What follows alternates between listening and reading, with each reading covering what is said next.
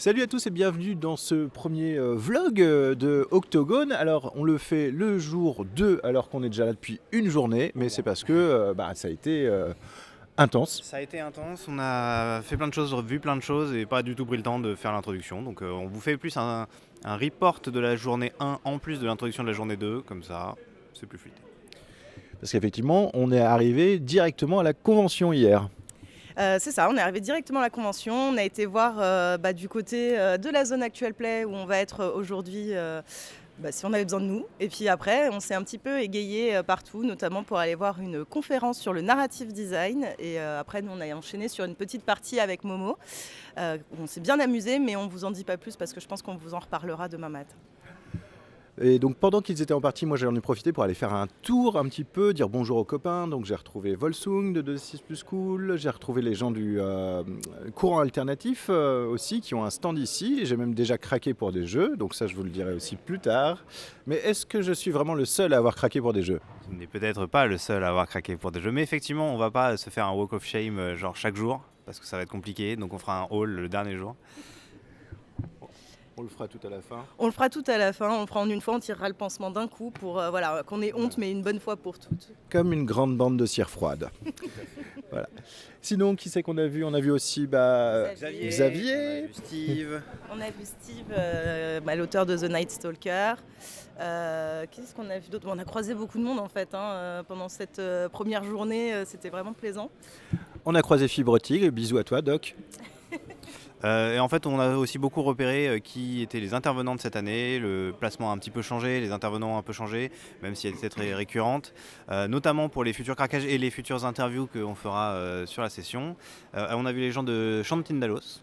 Tout à fait, ouais. On a vu toute l'équipe des Chantindalos qui ont l'air d'être... Ils vont bien, ne vous inquiétez pas pour leur santé mentale.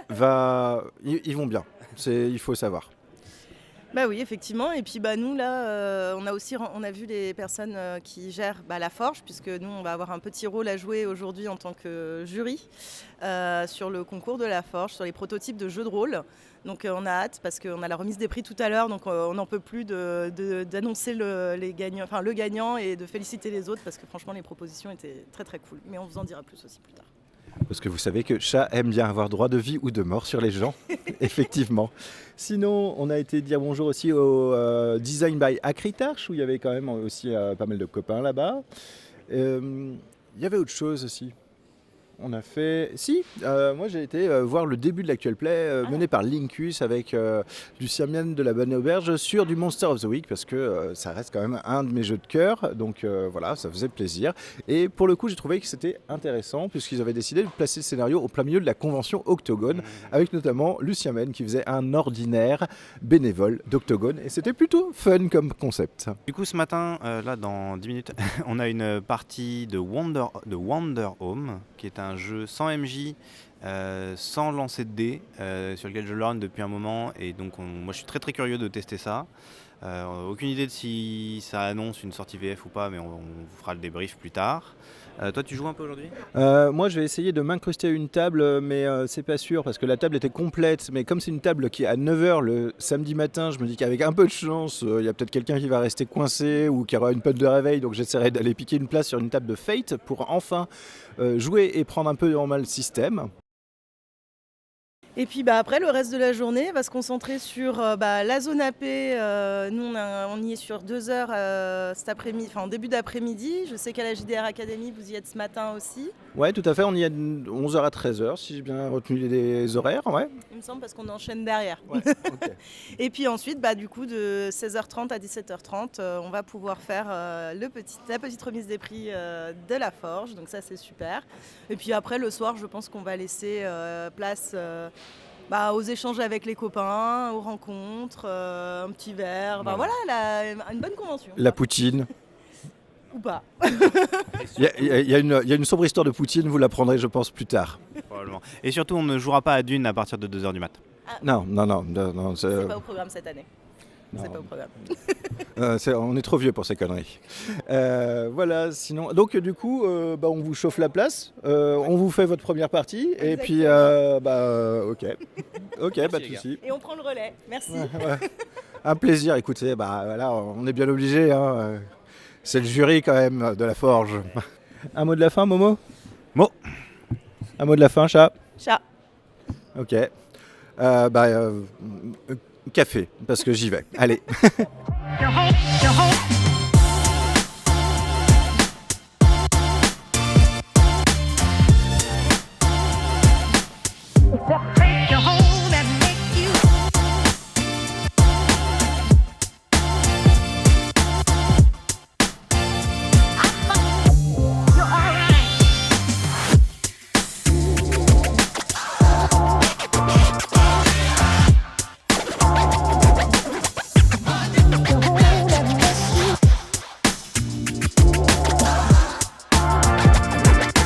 Avec Antoine de la Maison Périandre, studio de création Maison Périandre, qui est le gagnant de la Forge, le concours de prototype de JDR d'Octogone, avec son jeu Stabat Mater que nous avons revu avec Chat en tant que jury, mais également joué hier en tant que joueur mystère un petit peu.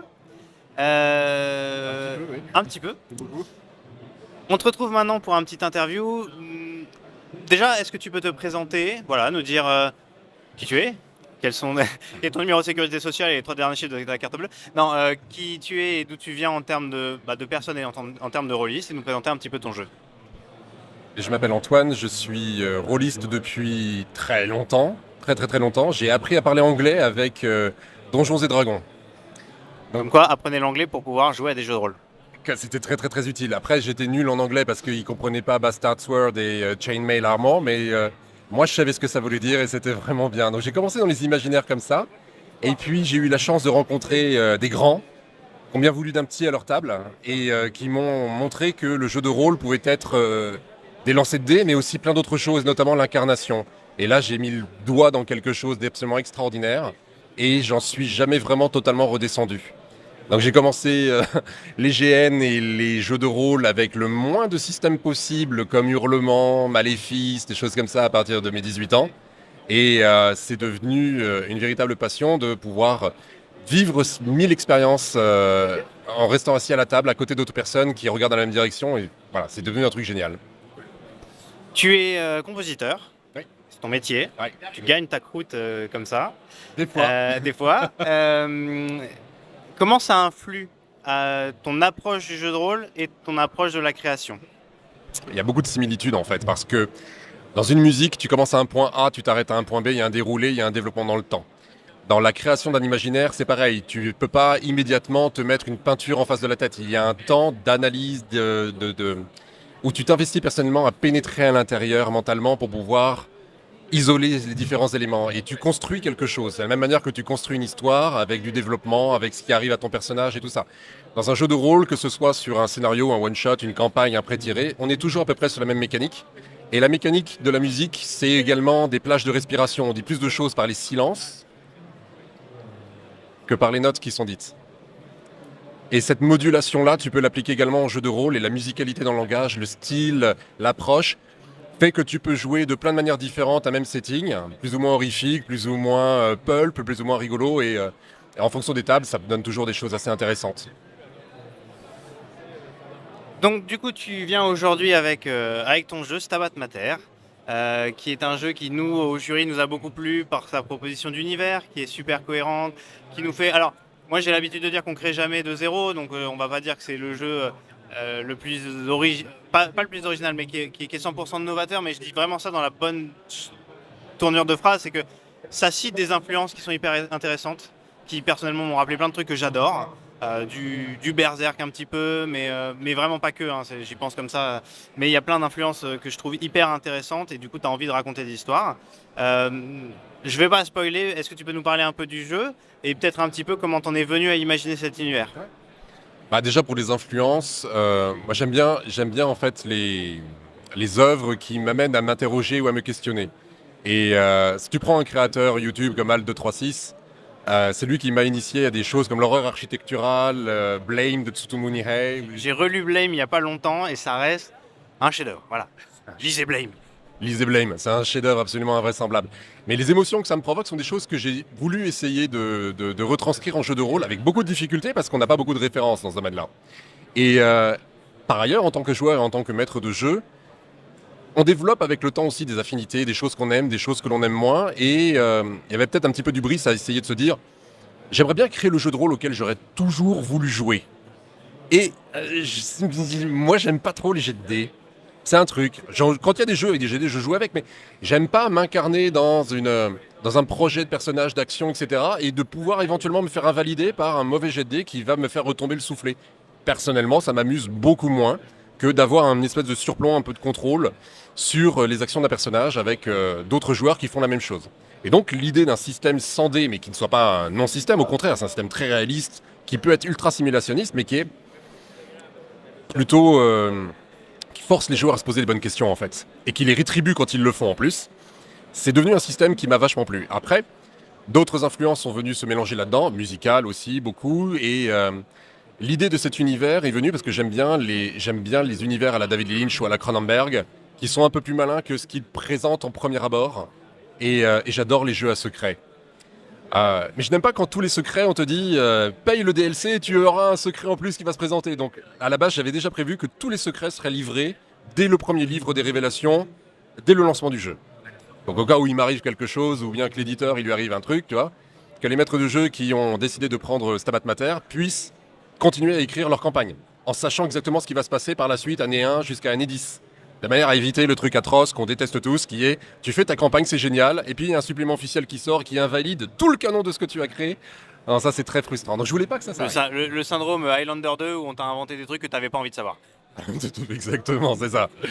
Donc là l'idée est vraiment d'avoir un début, une fin, un canon, et à la fin il reste quand même 85% de bac à sable pour les maîtres de jeu pour pouvoir s'amuser. Et ce bac à sable il est vaste.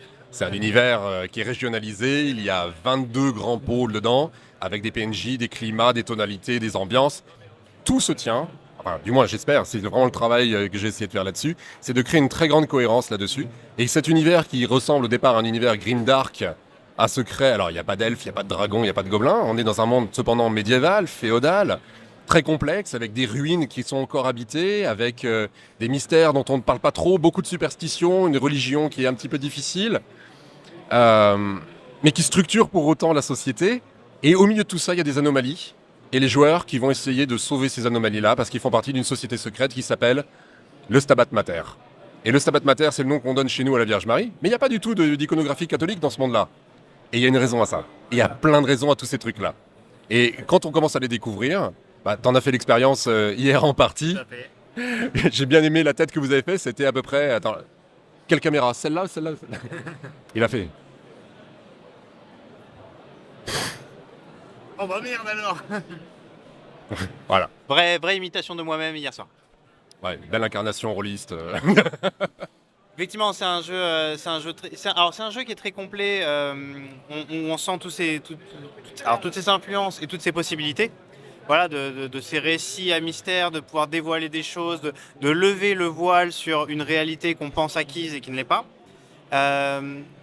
Tu parlais. Elle va changer les destins des personnages en fait. C'est pour ça que les personnages rentrent dans l'aventure en fait. C'est que d'un seul coup on lève le voile et tu peux pas faire comme si c'était comme à veille.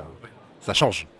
Donc effectivement, vos personnages dans Stabat Mater vont vivre des choses qui vont les faire complètement changer, évoluer, voir le monde d'une autre façon. Tu parlais du système de jeu qui est effectivement très simulationniste, ou en tout cas qui peut l'être. Et du coup, ma question c'est comment tu envisages ou imagines que d'autres joueurs, d'autres MJ vont s'approprier ton univers. On parlait de Blame, je me souviens dans la description, il y a ces histoires dans l'Empire, il y a des cathédrales qui sont monumentales, qui font des kilomètres de long, des avenues gigantesques, etc.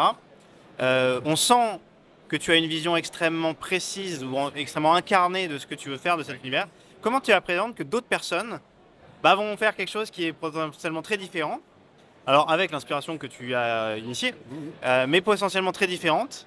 Et est-ce que voilà, tu as envie de voir ces retours-là et qu'est-ce que tu t'attends de ce jeu? J'ai très envie de voir ses retours parce que pour répondre à cette question-là, moi je suis parti sur un parti pris qui est ce qu'il est, mais je pense qu'il est défendable, il peut se plaider, tu vois. C'est que pour tout ce qui est concernant le système de jeu, ma méthode d'écriture, c'est sujet-verbe complément, hyper facile, hyper simple, hyper accessible, très charté, on retrouve les références rapidement, c'est facile à prendre en main. Pour tout ce qui est texte d'ambiance, là on met l'ambiance, tu vois, et on fait le distinguo là-dedans. Quand on va présenter une région ou des PNJ, on va être super facile à lire. Quand on va les faire parler, on va être vraiment incarné. Et ça va donner déjà de la substance un petit peu à cet imaginaire. Et ensuite, il y a les illustrations. La maquette, la mise en page qui se veut très moderne pour un univers Gundam. C'est toi qui fais les dessins et qui fait la maquette, qui fait tout, de toute façon. Oui. Ben, ça va répondre à la question pourquoi j'ai fait ça que tu m'as posée tout à l'heure, à laquelle j'ai pas répondu. C'est parce que j'avais envie de faire un truc tout seul, au départ, qui soit vrai. Au départ, hein. Parce que maintenant, s'il y a d'autres personnes qui veulent venir s'y mettre, c'est avec grand plaisir que j'ouvre les portes. Mais je suis sur des illustrations qui sont très dans la verticalité, des illustrations qui vont être sur des palettes de couleurs très réduites, avec un effet impressionniste, qui permet en fait à chacun de s'en emparer. Là, en tant que MJ, moi ce que j'aime pas trop quand je vois des illustrations dans un jeu de rôle, c'est d'avoir l'impression de regarder un catalogue d'agents de voyage. Parce que ça dit rien, ça démontre quelque chose mais ça ne dit rien, ça permet pas de s'en emparer. Or, moi ce que j'essaie de faire c'est justement de rien garder pour moi, mais de donner des clés d'accès à tous les maîtres de jeu qui ont tous des sensibilités différentes, des groupes de jeux différents, des expériences différentes, des attentes différentes, et de leur donner la possibilité de s'en emparer et de faire ce qu'ils veulent également avec. C'est effectivement très prometteur. Nous, on a hâte de pouvoir tester ça. Tu as donc gagné le premier prix de la Forge, alors, dont c'est la première édition cette année. Alors, je ne vais pas te demander qu'est-ce que ça te fait, mais tu peux en parler si tu veux. Je ne veux pas faire dans le larmoyant et tout ça, mais qu'est-ce que tu as comme ambition maintenant? C'est quoi tes plans? Alors, par rapport à Octogone, mais après, est-ce que tu as déjà un planning par rapport au jeu? Est-ce que voilà, comment tu projettes maintenant la suite de Stabat Mater en termes de produits? J'ai un studio de création individuel qui est un petit peu l'écrin dans lequel je fais ma musique, dans lequel j'ai sorti mon album de piano. Ça s'appelle 274, Antoine Franquevilleroy, album 274 sur Bandcamp. C'est vraiment bien, vous allez adorer. Et ça va, j'étais bon là. Ok. Et j'ai un autre jeu de rôle en préparation qui s'adresse à des 12-18 ans et 18-35 qui permet de jouer vraiment du shonen avec un système de jeu qui est jouissif, qui est drôle, qui est tactique, qui est marrant, qui est presque du jeu vidéo et qui en même temps est du jeu de rôle pur et dur et qui permet à chacun de s'amuser avec. C'est un peu l'anti-Stabat Mater. Stabat Mater, j'ai le choix aujourd'hui de partir sur de l'auto-édition. J'ai le choix également de rejoindre un éditeur. Et je ne sais pas encore du tout comment ça va se passer. Mais depuis le prix de la Forge à cet octogone-là, j'ai eu la visite de plusieurs éditeurs. Donc on va voir, je ne sais pas du tout. Mais j'aimerais beaucoup, moi, à titre personnel, avoir la possibilité de rejoindre d'autres personnes qui m'apportent des critiques, qui me permettent de faire mieux, qui me permettent de remettre en question certains choix que j'ai et éventuellement d'aller trouver quelque chose qui est beaucoup mieux et auquel je n'aurais pas pensé. Et puis, possibilité de m'amuser à plusieurs, parce que j'ai créé la base de Stabat Mater tout seul, mais maintenant, ça me ferait vraiment plaisir de l'offrir pour que d'autres s'en emparent. Et dans le monde d'autres jeux, c'est la même chose, c'est la possibilité aussi maintenant de rejoindre alors, un autre marché, une autre cible, une autre clientèle, les intéresser différemment et participer un petit peu au renouvellement aussi de la cible du rôliste, en allant chercher les jeunes avec des objets hybrides qui vont les amener à vraiment s'amuser eux-mêmes. Effectivement, tu nous avais parlé de ce projet-là, ça ressemble à des choses qu'on a l'impression de connaître. Ouais. C'est pas réellement des choses qu'on a l'impression de connaître. Pas du tout. C'est un peu ton créneau, j'ai l'impression. Oui. Levé, voilà, derrière la réalité, il y a des mystères. En tout cas, félicitations à nouveau pour le prix. Nous, on tease un peu, peut-être qu'on jouera sur la table de rencontre avec toi, on l'espère. Et puis surtout, on va suivre ce que tu vas faire et on espère que ça ira loin et qu'on pourra avoir un bel objet parce que sur la petite plaquette, il y a une super maquette voilà, on a très hâte et puis les dessins sont très beaux. On vous mettra tous les liens pour Stabat Mater dans la description de la vidéo. Et puis on te retrouvera à l'occasion et on te souhaite une bonne continuité sur ton projet. Merci infiniment.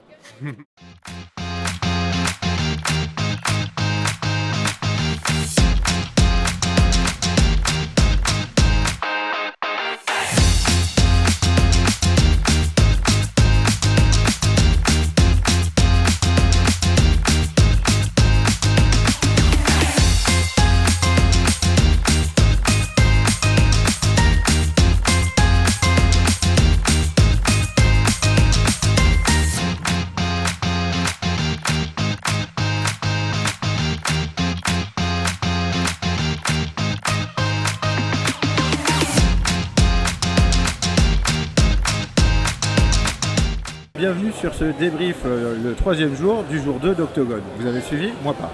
Alors, on va vous raconter ce qu'on a fait hier. Ouais. Alors, Chat, honneur aux dames, qu'as-tu fait hier? On a commencé la journée avec une petite partie de Wonder Home avec Momo, qui était une super partie. On s'est vraiment bien amusé. Je pense que c'est un jeu dont on reparlera à d'autres moments, à mon avis. Parce que voilà, c'est chill, ça fait du bien, c'est un rythme très sympa de voyage, etc. Donc la journée, elle a bien commencé, rien que grâce à ça. C'est une très bonne façon de commencer la journée, un peu en douceur, surtout vu le planning du reste de la journée. Volkan, il a ensuite enchaîné directement sur ton stand de la JDR Hack. Oui, c'est ça, le stand qu'on devait prendre à 11h, qu'on a commencé à installer à 10h moins le quart. Donc effectivement, je ne m'attendais pas trop à ça. Mais bon, c'était sympa et c'était intense et on a vu plein de gens et c'était vraiment cool de rencontrer des auditeurs et de discuter avec les gens. Et ensuite, nous, on a enchaîné, on a pris la suite après notre partie et on est allés nous aussi sur le stand Actual Play. On a eu la bonne surprise effectivement de rencontrer des gens qui venaient nous voir en mode la table de rencontre, donc c'est vrai que ça fait toujours plaisir. Et puis discuter aussi avec les autres personnes qui tenaient les stands parce que pour le coup, on a eu des super conversations hyper intéressantes. Ce qui est un peu tout le sel d'Octogone au final, les rencontres et les échanges qu'on peut avoir avec les gens qui ont la même passion que nous. Donc ça, c'était vraiment génial. Et puis ensuite, il y a eu le grand moment. Il y a eu le grand moment donc, qui est derrière vous, la Forge. Donc la Forge, c'est un concours de prototype de jeu de rôle qui a été organisé par Nico, qui passe présentement derrière la caméra, que vous ne voyez donc pas, qui lui-même écrit pour World Awakening, son propre proto. Et on a eu la chance d'être jury de ce concours, donc de revoir une dizaine de jeux qui sont en construction avec des propositions d'univers intéressantes et de systèmes uniques et tout ça. Et donc ça a été le moment où on a fait la remise de prix, on a pu annoncer le gagnant, les 3 gagnants et la mention spéciale. Dans les 3 gagnants, il y a un jeu qui s'appelle Diableros, qui est une sorte de spin-off de Monster of the Week autour de la mythologie mexicaine. Il y a Feverton, une sorte de Starkey Hutch, mais un peu plus poussé que ça par Cyril, l'UMJ masqué. Et le gagnant, qui a été notre préféré, qui s'appelle Stabat Mater, qui est un jeu à mystère, avec un univers médiéval fantastique, mais un peu mystérieux, où il y a des choses en trame de fond, avec des influences quand même autour de ce qu'il appelle l'horreur architecturale, donc ce qu'on retrouve dans Blame, notamment avec l'Empire. Il y a des cathédrales gigantesques de plusieurs kilomètres de haut, etc. Donc, énormément de potentiel. On avait fait la partie donc la veille discrètement en joueur mystère, sans qu'il le sache. Donc il y a eu le petit plot twist pour lui de nous voir soudainement apparaître sur la scène. Et donc ça a été un super moment de voir aussi ces auteurs en devenir ou déjà un petit peu accomplis, mais voir leur œuvre féliciter, parce que c'était surtout ça hein, l'objet de ce concours, c'était de mettre à l'honneur des jeux très prometteurs. Donc ça a été un super moment pour nous que d'enchaîner sur la Forge. Et puis ensuite ça a été un peu quartier libre à partir de là. Mais quartier libre à Octogone, ça veut dire... Craquage. Ça veut dire craquage. Donc il y a des gens qui ont craqué et qui ont acheté... vous savez que maintenant l'unité de livre à Octogone c'est le kilo. Donc combien de kilos as-tu acheté? Je pense que je vais être à 1,5 ou 2. Alors remarque, non, j'ai pas mal craqué sur rayon alternatif, donc c'est des petits fascicules, donc ça va. C'est pas trop lourd. Mais on va vous faire un haul à la fin et il y a un peu de matière cette année. Et non, moi j'ai pas trop craqué pour le moment, mais aujourd'hui on a un programme qui va peut-être me permettre de le faire un peu plus, parce que du coup je serai peut-être moins à droite à gauche en train de discuter avec tout le monde. Mais voilà, donc le programme du jour là, ça va être d'aller faire une petite interview de Don't Panic que vous allez voir un petit peu plus tard dans la vidéo aussi. Allez écouter une petite conférence sur la création JDR, parce que comme vous le savez, on bosse encore sur Zancléan, donc c'est super intéressant pour nous d'aller voir ce genre de conférence. Personnellement, c'est des devoirs qu'elle m'a imposés. J'ai sorti le fouet parce qu'on aimerait bien quand même faire quelque chose pour l'année prochaine, avoir un petit livret à proposer, donc voilà. On partage le même Airbnb, je confirme, elle a sorti le fouet. Et du coup, après l'après-midi, ça va être un peu quartier libre. On va continuer à faire quelques petites images par-ci par-là, mais on va surtout prendre du temps pour regarder les stands, aller discuter un petit peu avec les gens pour se dire au revoir aussi et conclure ce week-end qui est incroyable.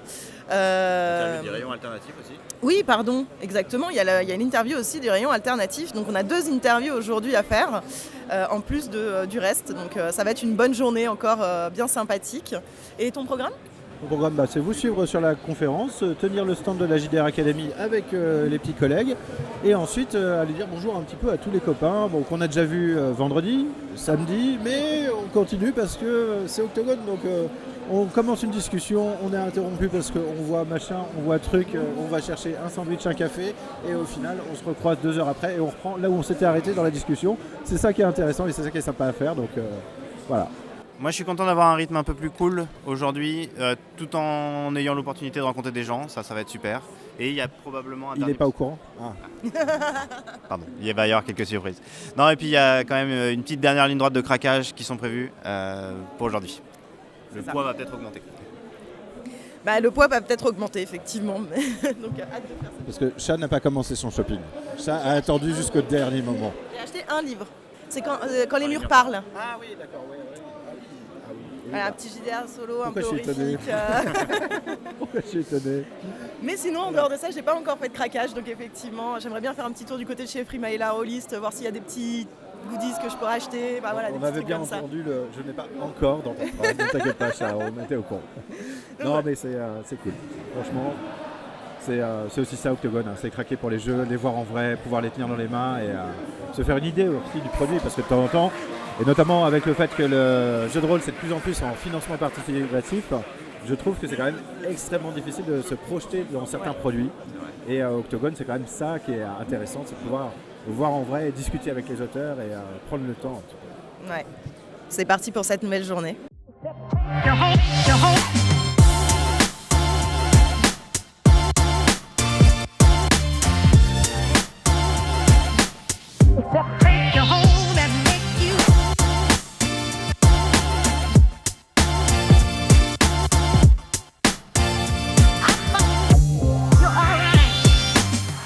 On est toujours à Octogone et ce matin on est avec Ghislain de Don't Panic qui va nous parler un petit peu de l'éditeur, de vos projets, de la place que vous prenez un petit peu en ce moment sur la scène jeu de rôle qui est très très intéressante et qu'on aime beaucoup chez nous, et puis un petit peu de comment vous travaillez avec des créateurs sur des projets. Donc ma première question, je ne vais pas présenter Don't Panic parce qu'on vous connaît un petit peu maintenant dans le paysage, vous êtes quand même une valeur forte, marque, existante bien dans la communauté rôliste, mais si tu me parlais un peu de toi, ton rôle au sein de Don't Panic, ce que tu y fais, depuis quand, et voilà. Ok, alors en ce qui concerne mon rôle, je vais être responsable du pôle JDR chez Don't Panic. Et à ce titre, du coup, dès que ça touche au JDR, c'est moi qui va devoir gérer le projet de bout en bout et m'assurer qu'une idée ou une licence va déboucher sur un jeu dans les boutiques, dans des bonnes conditions, des bons délais pour le bon public. Vue d'avion, c'est ça. Tu as une expérience d'éditeur déjà dans le milieu du jeu avant ça ? Oui, j'ai travaillé notamment pour Black Book Edition, dans lequel j'avais un rôle plus de coordination et un peu moins éditorial, sauf sur certaines gammes. Et j'ai fait un petit peu de communication en freelance pour d'autres éditeurs sur certains projets, comme Avatar Légende, choses comme ça. Et de fil en aiguille, j'ai atterri chez Don't Panic Games au bon moment. Au bon moment, alors J'imaginais aussi en partie que tu parles de Fabula Ultima, qui est alors, nous notre point d'entrée chez vous, qui est un jeu que on aime beaucoup et que deux, on voit se développer de manière intéressante. Est-ce que tu peux nous parler un peu de comment vous travaillez, vous, à Don't Panic, avec le créateur qui est juste derrière et qu'est-ce que vous apportez, vous, en fait, à toute cette gamme, à tout cet univers? Alors sur des gammes comme Fabula Ultima qui sont du coup des licences en localisation, notre travail va se faire surtout avec l'éditeur du jeu d'origine. On est en relation avec eux, on va donc établir comment on va localiser leurs produits. Donc selon les éditeurs sont plus ou moins regardants sur le process et dans le détail sur ce qu'on va faire. Donc ça peut aller entre guillemets de la simple traduction, on fait exactement comme eux, aussi bien sur le contenu que sur la forme. Parfois on va pouvoir discuter avec eux de choses qui sont plus de l'ordre de l'adaptation, soit sur le fond, soit sur la forme. Sur Fabula Ultima, on n'a pas trop besoin d'adapter, je dirais, en tout cas pas le fond. La forme, on estimait que globalement, la qualité étant excellente de leur côté, il n'y avait pas grand-chose non plus à modifier. On a pu proposer des versions en couverture rigide sur certains de nos ouvrages au fil du temps, parce que c'est quelque chose qui est un petit peu plus prisé en France que des livres à jaquettes qui sont un clin d'œil à l'univers des mangas sur la forme, mais qui sont pas toujours faciles à vendre, on va dire, surtout le public rôliste. Bon, ça a pris quand même, les gens s'y sont faits et ont compris l'intérêt, aussi pour le prix, pour le côté pratique. Voilà, et de leur côté, l'éditeur commence aussi à faire de rigide en version anglaise. Donc on discute, on échange, on se nourrit l'un l'autre de nos expériences. Donc on collabore en bonne intelligence, ce qui nous a permis à un moment donné de proposer une marque-page en plume en métal. Voilà, c'était quelque chose qui n'était pas du tout prévu et voilà, ça s'est fait parce qu'on a une bonne relation et qu'il y a une confiance qui s'instaure sur ce qu'on peut faire. Donc ça, c'est très appréciable. Fabula Ultima, alors chez nous, la place que ça a, c'est que ça a réussi à convaincre certains joueurs de Donjons et Dragons vraiment très très ancrés à s'ouvrir à d'autres choses parce qu'ils aiment. Alors bon, déjà, il y a des références que nous, trentenaires, quarantenaires ou plus, on connaît bien. Le JRPG, on a été nourri avec ça, etc. Bien souvent au jeu de rôle parce qu'on est venu de là. Et il y a ce système voilà, de création de personnages un peu riche. Alors, c'est peut-être un peu exagéré de dire ça, mais est-ce que vous arrivez à visionner un chemin pour Fabula Ultima, peut-être pas évidemment de remplacer ou d'égaler Donjons et Dragons, mais un chemin vers quelque chose comme ça qui soit une référence dans le milieu? Est-ce que c'est quelque chose que vous avez en tête lorsque vous travaillez sur Fabula Ultima, ou est-ce que vous en avez une vision plus jeu de niche?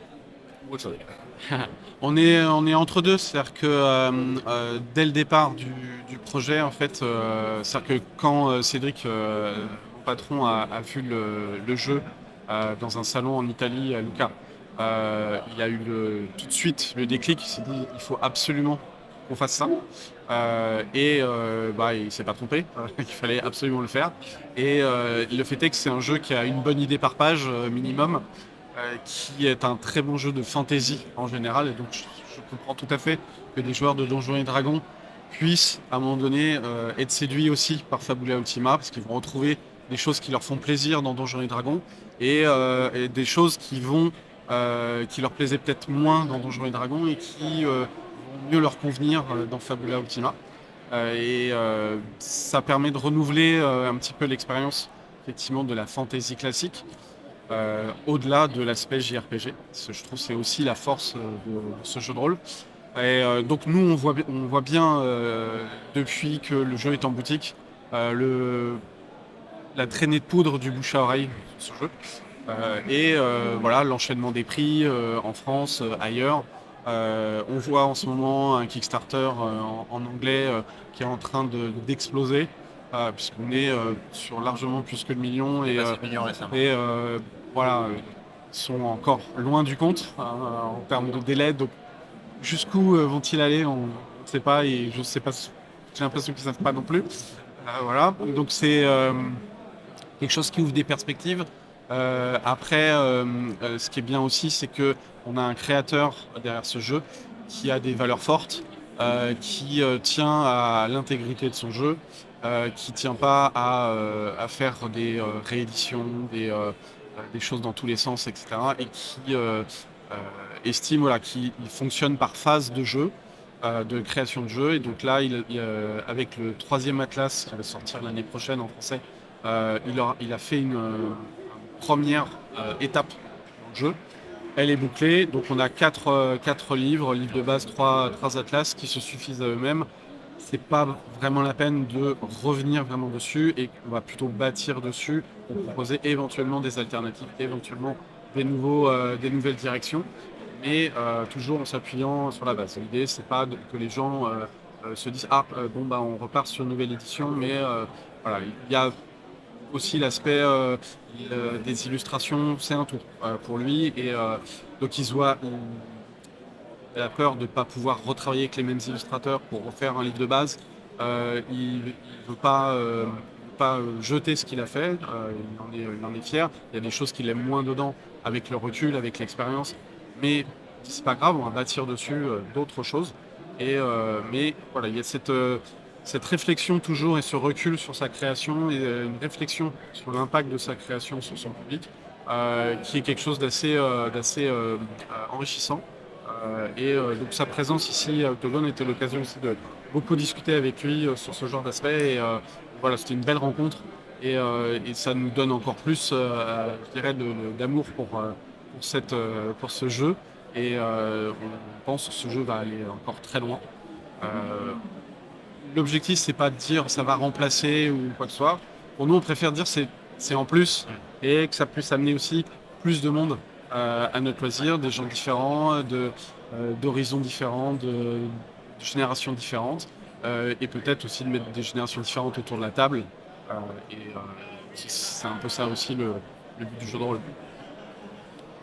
Alors, on parle de Fable Ultima, qui est effectivement une licence forte que vous avez en ce moment, mais c'est pas la seule que vous avez. Vous avez plein d'offres que vous voyez derrière, un petit peu sur les kakémonos.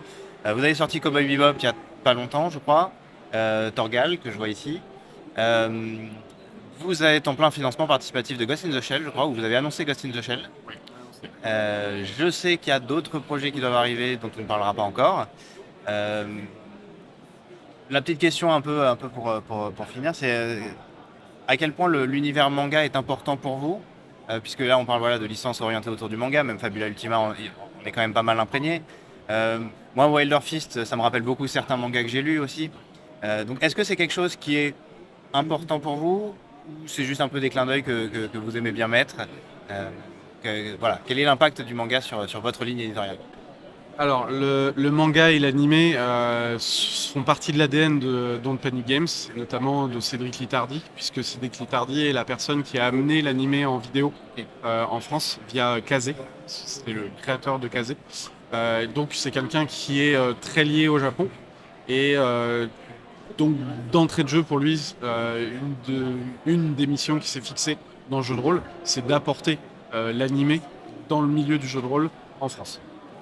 Voilà. Donc ça, c'est clairement central dans notre ligne éditoriale. Ça se limite pas à ça, mais c'est central. Donc c'est pour ça que vous avez Ghost in the Shell, parce que évidemment c'est une licence qui, en plus, nous, en tant que quinca, nous a été fondateur dans notre culture geek dans l'animé.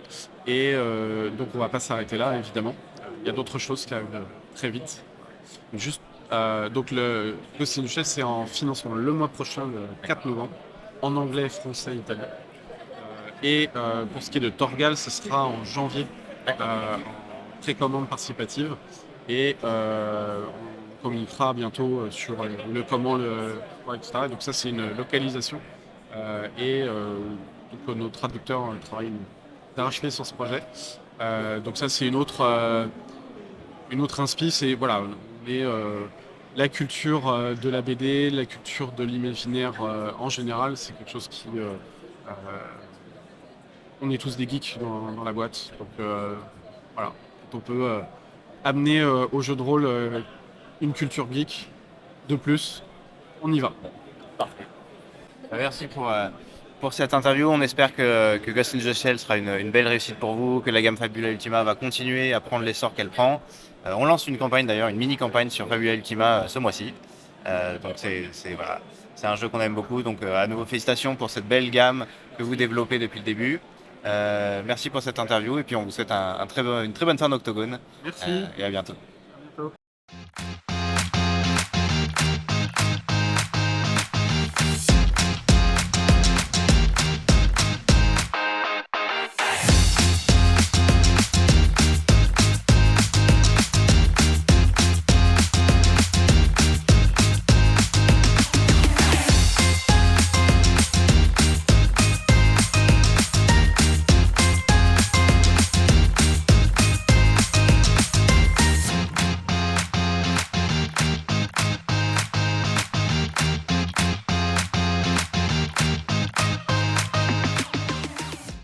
Je suis avec Com Martin du rayon alternatif entre autres. On te connaît pour Pendant ce temps dans le métro, on te connaît pour Aventure à Plume, on te connaît pour Les Cités Abîmées, on te connaît pour plein de jeux dont j'ai la plupart que j'ai cités.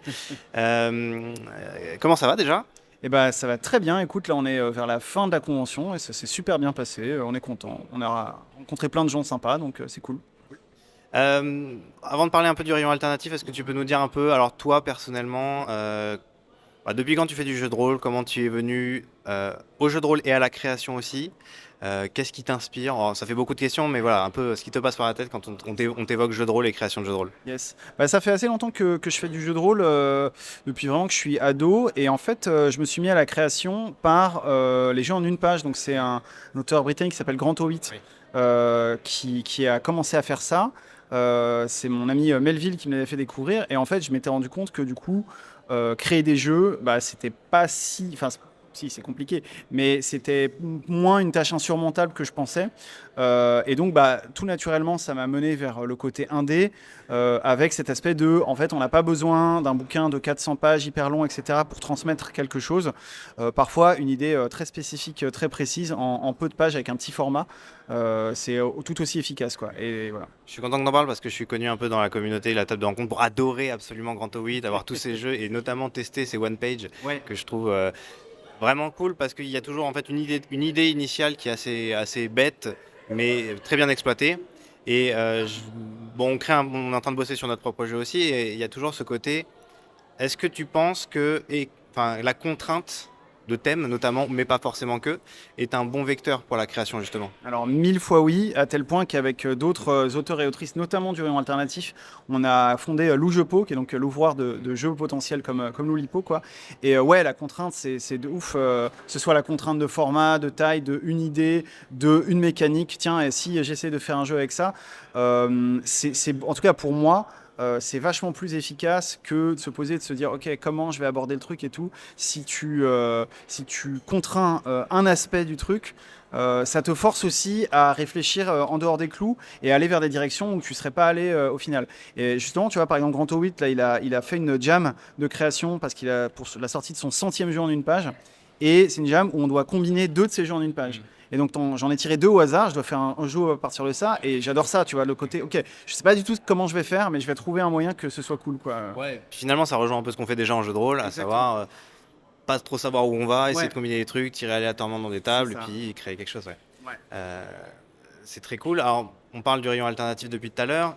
Si tu peux nous en parler un petit peu, comment ça s'est créé, en fait, comment vous en êtes venu à vous constituer en tant que collectif? Je sais pas, d'ailleurs, vous êtes une association, un collectif? Alors, on aime bien dire qu'on est un gang, mais oui, officiellement, pour les impôts, on est une association. Ça fait... alors, il y a eu différentes incarnations, mais sous le nom de Rayon Alternatif, là, ça fait maintenant un paquet d'années qu'on existe. Donc, on est une douzaine de personnes, pas forcément que des autoristes, mais quand même majoritairement, c'est le cas. Et en gros, on s'est rencontrés de diverses manières, avec notre attirance pour le jeu de rôle indépendant alternatif. C'est ça qui nous a fait nous rencontrer au départ, et le fait qu'on est tous et toutes, en tout cas du côté création, des gens qui font nos jeux de manière indépendante, c'est-à-dire alors il y a plein de manières différentes, mais ça peut être auto-publié, ça peut être avec un tout petit éditeur. Parfois, on fait tout nous-mêmes, que ce soit le texte, l'illustration, la maquette. Parfois, on délègue. Donc, il y a différentes modalités, mais il y a vraiment cette même philosophie du jeu de rôle le plus possible fait du rôle d'auteur, quoi, on pourrait dire, parce que fait tout seul, et aussi indépendant ou alternatif, dans le sens où on fait un pas de côté par rapport aux choses, aux jeux plus conventionnels, qu'on aime bien par ailleurs. Mais là, l'idée, c'est de dire, OK, qu'est-ce qu'on peut faire en termes de formats différents, en termes d'univers différents, en termes de manières de jouer différentes. Chaque année, sur le stand, on a des gens à qui on fait découvrir que faire du jeu sans MJ, c'est possible. Et en fait, c'est vraiment cool de montrer aux gens que il n'y a pas qu'un standard de jeu de rôle. En fait, il y a une multiplicité incroyable. Et nous, c'est ça qu'on a envie de faire découvrir, quoi. Moi, j'adore passer sur votre stand chaque fois que je vous croise. Et un des trucs que j'aime particulièrement, c'est que dans chaque jeu, il y a vraiment cette idée qu'il y a une thématique, il y a une volonté de transmettre quelque chose. Je pense à 2 étés de ouf, Ouais. où c'est vraiment cette idée qu'on va vivre des parallèles entre notre enfance et notre âge adulte. Moi, alors la blague avec Sandrone, c'est que l'année dernière, j'ai acheté le Temple des Vents, et en fait, en rentrant chez moi, je me suis rendu compte que je l'avais déjà acheté. Mais pareil, là-dedans, il y a la volonté d'aller explorer un univers imaginaire, mais aussi un peu qu'est-ce que ça veut dire être un monstre et Ouais. basculer, etc. Là, j'ai acheté Nécromant Chien, qui, pareil, parle un peu. Alors, ça parle d'un chien nécromant, mais aussi d'être rejeté par son Oui. environnement. Est-ce que c'est une façon que vous avez d'aborder les jeux, de vouloir dire quelque chose, ou c'est un peu la conséquence finalement? Ça dépend. Moi, c'est pas trop mon cas. Tu vois, là, si je regarde un petit peu les jeux que j'ai amenés moi, donc tu parlais d'Aventure à Plume. Là, moi, l'idée, c'était vraiment, j'ai découvert la nouvelle version de la bande à Picsou, là, le dessin animé. Je me suis dit, mais en fait, c'est grave un groupe de jeux de rôle. J'ai envie de faire un jeu de rôle autour de ça et que les avocats de Disney me tombent pas dessus. Donc, tu couperas que c'est la bande à Picsou, s'il te plaît. Mais voilà, il n'y a pas de message derrière. Par contre, il y a une volonté, typiquement avec celui-là, de se dire, est-ce que je peux faire un jeu de rôle qui est facile à aborder, qu'on peut prendre en main rapidement, que n'importe qui peut jouer, même sans connaître les codes de cet univers-là, etc. Pareil, pendant ce temps dans le métro, qui est le jeu sous forme de plan de métro, je peux pas dire qu'il y a un message derrière, même si le fait de se dire, ok, en fait, on peut faire un jeu sous forme de plan de métro qui est parfaitement jouable et s'éclater avec la mise en page et vraiment faire un truc qui ressemble à rien d'autre. Il y a quand même cette volonté-là de dire, bah ouais, il y a d'autres formats qui existent. C'est aussi, il y a quelque chose quand même à transmettre derrière. Après, il y a des jeux qui ont vraiment un vrai message, volontairement, tu vois, dans le propos. Notre Crépuscule, qui est le dernier jeu de Melville aux éditions Dystopia, qui est un jeu sur... disons que ça se présente comme un jeu sur la fin de la magie, comment les êtres magiques, notamment les sorcières qu'on incarne, vont réagir à la fin de cette magie, qu'est-ce qu'elles vont faire du temps qu'il leur reste. Ben, en vrai, et c'est complètement explicité par la postface de l'autrice, en fait, ça parle aussi de notre monde, du changement climatique, on voit la catastrophe arriver et qu'est-ce qu'on fait du temps qui nous reste. Donc, il y a aussi des jeux qui prennent vraiment ces questions-là à bras le corps.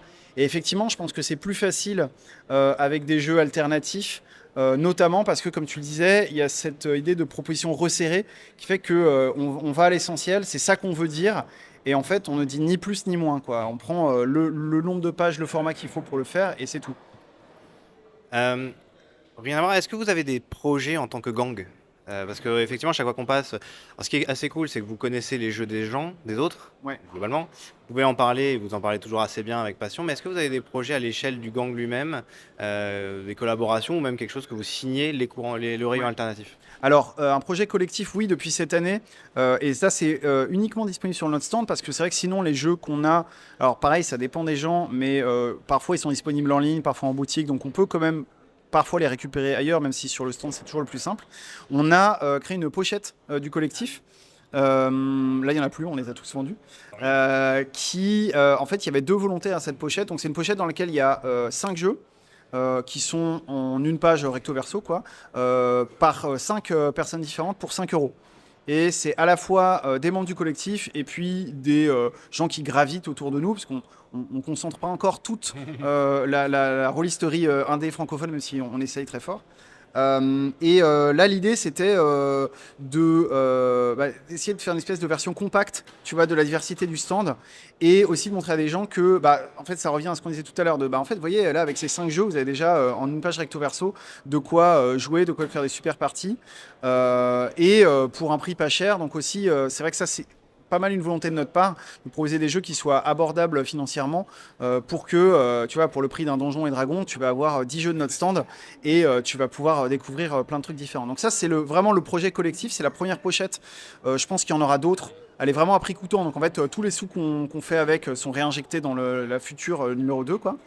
Et après, en fait, au fil du temps, on est devenus des amis, on joue ensemble assez régulièrement, et donc on se file des coups de main, que ce soit en termes de playtest, en termes de, on est derrière le stand, on discute, tiens, tu travailles sur quoi en ce moment, donc on se donne des idées, et puis parfois des coups de main plus concrets de maquettes, de choses comme ça. Donc voilà, chacun au final a son identité, mais clairement on s'influence les unes des autres, on lit les jeux des autres. Moi je lis La Grive Noire de Milouche, qui est un jeu où on joue pas des personnages, on joue que des cadres de jeu, et ça m'inspire de ouf. En fait, je me dis ah ouais, mais en fait on peut faire ça en jeu de rôle.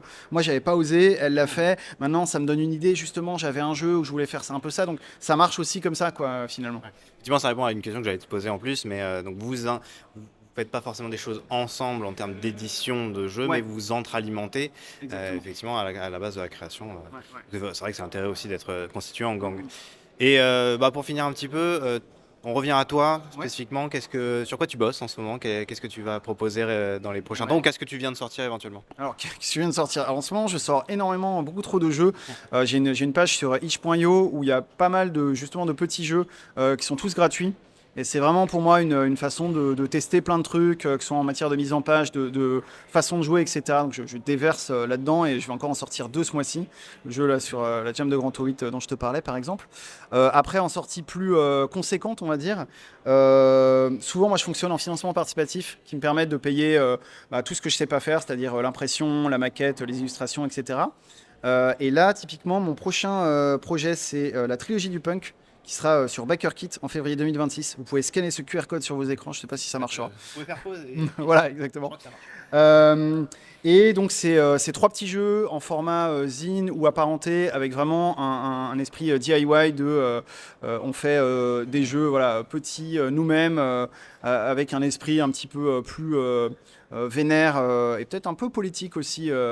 Pas tous les 3, puisqu'il y aura aussi dans les 3 un jeu imprimé sur du papier toilette. Je pense que ce sera le seul jeu du monde à faire ça. Donc ça c'est ma première actu, qui sera donc en février. Et en mai 2026, j'ai un autre financement qui n'aura rien à voir dans le ton, qui s'appellera Une semaine avec grenouilles et lapins. Donc ce sera pareil, un petit bouquin pour 2 joueurs ou plus, sur une ambiance très livre pour enfants, très cosy, où tu joues 2 personnages qui vont se balader dans la forêt, prendre du thé, etc. Donc toute petite partie, sans mécanique, hyper sympa, quoi. Du coup, dernière question. Je rebondis sur ce que tu viens de dire. Est-ce que le JDR c'est punk? Ça dépend quel JDR. Honnêtement, je pense que majoritairement non. Parce que en fait c'est un loisir bourgeois, quoi, le JDR. Faut pas se voiler la face. On est, que ce soit nous les créateurs ou les gens, une majorité d'hommes, une majorité d'hommes blancs, une majorité d'hommes blancs hétéros, etc., etc. Enfin, il y a pas assez de diversité, clairement, quel que soit le côté de la table. Et puis c'est un loisir qui coûte cher.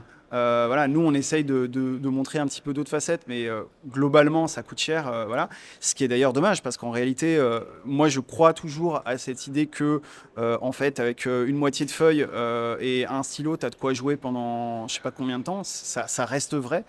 Donc j'aurais tendance à dire non, même si on aimerait qu'il le soit plus, quoi. Merci beaucoup, Com. Avec Et plaisir. on espère que vous allez encore bien vous amuser sur la fin d'Octogone, et on te retrouvera pour les nouveaux projets. Ça marche. Bye. Ciao.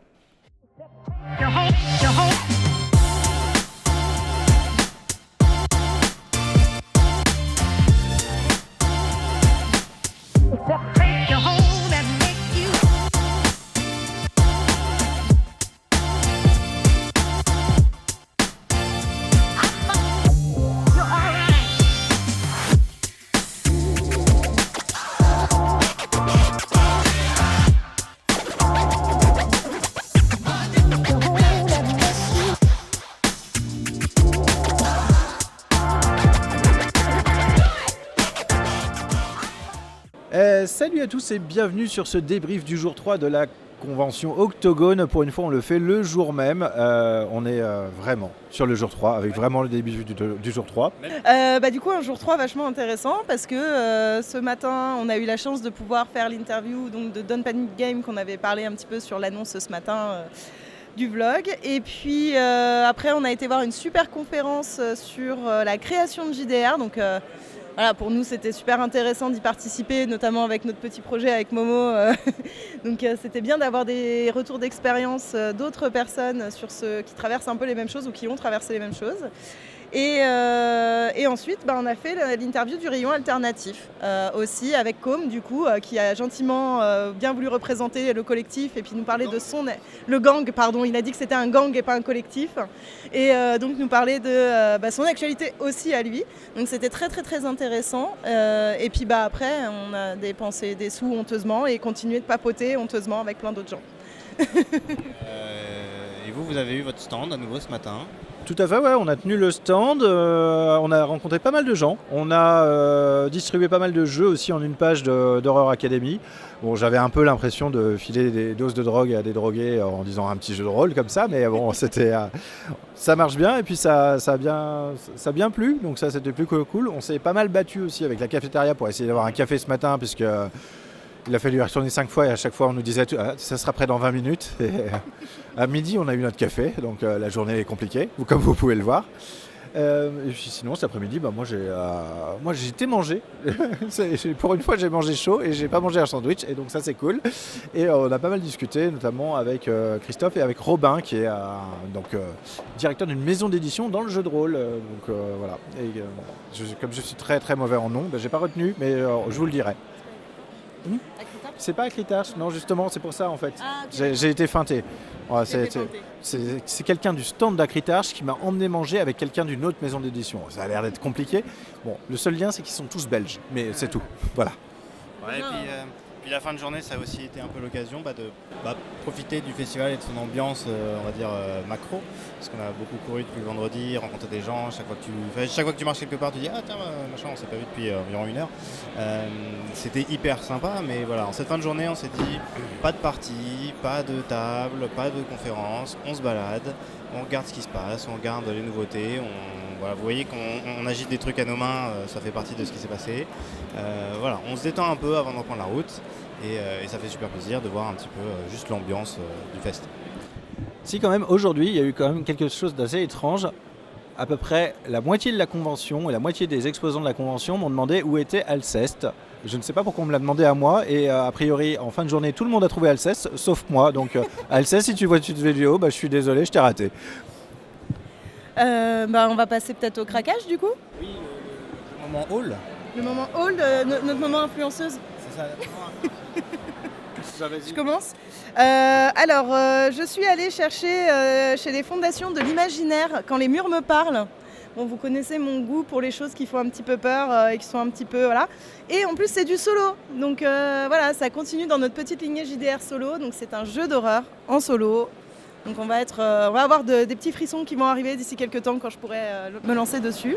Les fondations d'imaginaire qui sont ceux qui font justement D666, oui. La Voix du Corbeau, La Voix du Chat et tous ces jeux solo avec lesquels on vous bassine depuis quelques mois. On va finir par se faire sponsoriser, hein. Clairement, on mettra les fondations de l'imaginaire sur le torse comme ça, si vous nous regardez, voilà. Hein. Du moment que vous gardez le pitch JDR Academy, moi j'y vois aucun inconvénient, il n'y a pas de problème. Et puis je suis allée chercher aussi Don't Rest Your Head et son extension Don't Lose Your Mind, qui sont des jeux où on joue des insomniaques qui, à force de ne pas dormir, commencent à voir des choses, et tout va bien jusqu'au moment où ces choses commencent à vous voir. Et là, ça devient un petit peu plus compliqué quand même l'affaire. Donc ça, pour le coup, c'est pas un JDR solo. On m'a dit que ça se jouait très bien à 2, donc peut-être ça peut être un truc d'ambiance, mais en tout cas sur un petit groupe comme ça, un petit peu cosy, cosy frisson, ça peut être pas mal. Mais surtout, quand tu as commencé à ne pas dormir et à voir des choses, tu vas apprendre aussi qu'il ne faut pas se rendormir. Voilà. Alors moi l'année dernière, ceux qui ont vu le vlog de l'année dernière se souviendront que ma grande déception c'était de ne pas avoir craqué sur grand chose. J'avais craqué sur un seul jeu, le Temple des Vents, et la blague qu'on a avec Sandrone qui est l'auteur, c'est que en fait je suis arrivé chez moi et je l'avais déjà. Donc c'est un demi-craquage. Cette année, j'ai dit c'est parti. J'ai pas craqué sur Paris Dessous, l'extension de Into the Odd, parce qu'il ne l'avait plus, sinon ça aurait été le cas. Alors déjà au rayon alternatif, j'ai pris 2 étés de ouf de Comme Martin justement, où on va jouer des gens qui reviennent à un endroit où ils ont été en vacances d'été enfants et qui revivent leurs aventures mais à l'âge de 30 ans. Donc voilà, c'est un peu, ça a l'air d'être un peu cozy game mais pas que. Sachant qu'il existe aussi 2 étés plus sombres, donc on le proposera à chat plus tard. J'ai pris en 200 drones qui a fait le Temple des Vents, Histoire de monstres, qui est en fait une collection de 3 jeux solo dans une société où en fait tous les monstres de mythologie existent encore à l'époque moderne et en fait se réinsèrent dans la société.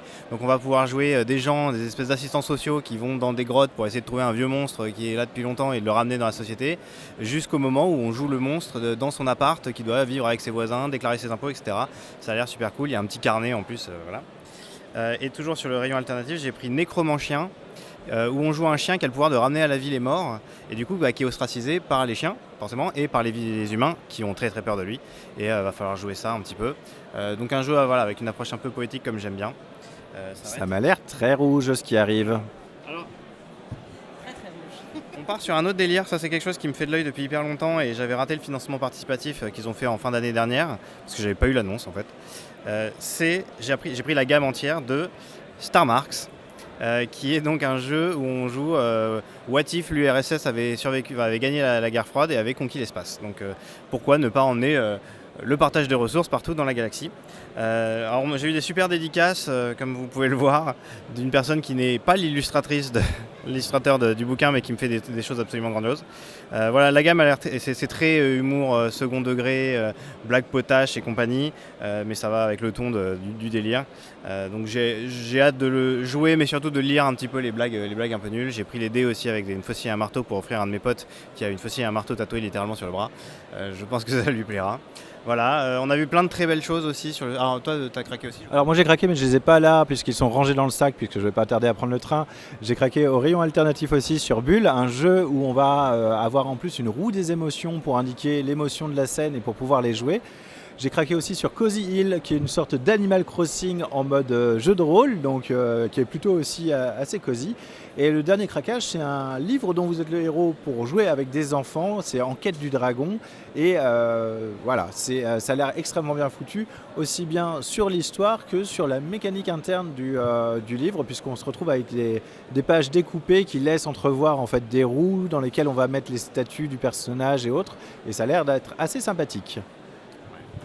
Voilà, on a vu plein de très belles choses sur le stand cette année, enfin sur le festival cette année. Alors sur les stands, il y a des très beaux projets qui arrivent. On a vu la maquette de Inachevé, qui est un jeu où on joue des espèces de statues, donc pas finies, qui théoriquement ne peuvent pas parler. On doit s'exprimer par dessin, par signe, etc. Et la maquette est magnifique. Il y avait un gros stand, bon, comme d'habitude Arcane, et puis voilà, les 12 singes, tout ça, qui font des très beaux stands avec plein de beaux jeux où la mise en page est très belle. Moi j'ai craqué visuellement sur Célestopol de 1922, j'y connais rien mais l'esthétique est magnifique, donc je vais m'intéresser un petit peu au jeu. Voilà. Moi c'est l'esthétique d'Ultraviolet Grassland que j'ai trouvé géniale, parce qu'on est dans une sorte de direction artistique, un peu comme si Casa et Mobius se retrouvaient dans une espèce de post-apo devenu médiéval fantastique, et c'est assez sympa. Si vous connaissez la série Scavenger Reigns, il y a une petite touche qui est assez sympa. Et moi je vais conclure cette petite dernière vidéo, dernier bilan, par le fait que franchement c'était comme chaque année un super moment, un moment ensemble entre nous de la table, entre la JDR Academy et nous, etc. Et surtout on a fait plein de belles rencontres, et je pense qu'il y en a certaines d'entre elles qui vont amener à des beaux projets aussi derrière. Donc continuer à surveiller un petit peu ce qu'on fait, parce que je pense qu'on a 2-3 petites choses un peu sympas qui vont pouvoir arriver dans les prochains mois, ou un peu plus selon ce que c'est. Mais en tout cas on a hâte. Un renommage de la chaîne sous le nom de la table des belles rencontres peut-être? Peut-être la table des belles rencontres, du coup, au lieu de la table de rencontres. On espère effectivement. En tout cas, on a hâte de revenir à Octogone, a priori en mai prochain. C'est un peu la grande nouvelle de 2026, c'est que le festival aura lieu en mai dans un autre lieu. Donc on va voir ce que ça donne. On sera en rendez-vous en tout cas, de notre côté.